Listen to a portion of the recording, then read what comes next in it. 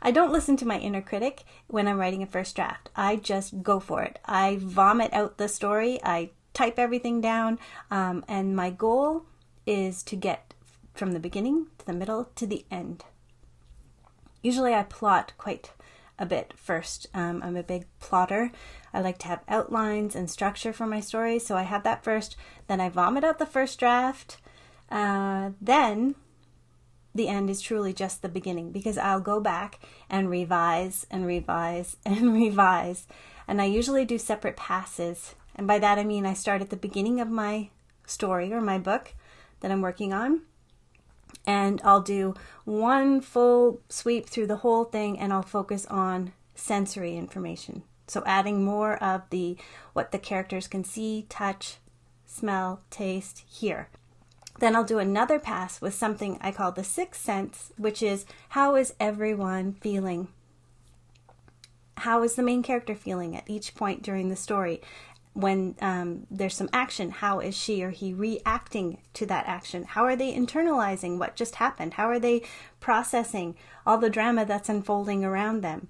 So I'll go through and do a whole sweep through for emotional content or the sixth sense. How is everyone feeling? Then I'll go through and maybe do a pass for setting, delete some things, add more in. Again, the end is just the beginning. But for me, that's the fun part, because you're always making your story better. One thing to think about is word choice. I have this coil bound book, and I just wrote word diary. And on here, I have all these little tabs, and they're all sensory tabs for sight.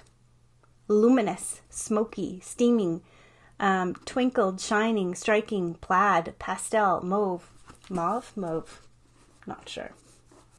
Effortless style, fetching, delicate, billowy, great visual words. Flipping to taste, peppered, cinnamon, crunch, vanilla, bold, zip, honey. Smell words, brine, that's like salt water, like if you're standing by the ocean, there might be a smell of brine. Tang, citrus, dull, minty. Sound words, rumble, clamor, deaden, dripped.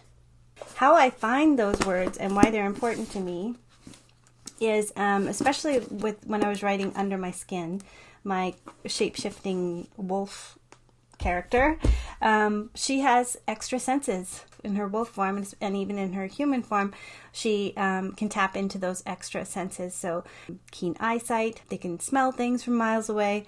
Everything that happens to her has to be filtered through her senses. When she walks into the school, first thing in the morning, she already knows that they're going to have hamburgers for lunch, because she can smell what's happening in the cafeteria halfway down the hallway, and she can smell that they're opening up these burger patties and about to start pre-cooking a whole bunch of things. What I do to help myself find those words, good descriptive words for different scenes, is I look through magazines. And then I write those down in my word diary. I will flip through food-related magazines. My husband is a high school social studies teacher, so he has all kinds of these magazines around. My characters also have high action scenes, so lots of battles. And there's some great words in here like attacks, weaponry, battalion, infantry, all that kind of stuff. I can weave some of that language in. All of these magazines are fantastic for finding great vocabulary words, and I encourage you, that's going to be your assignment.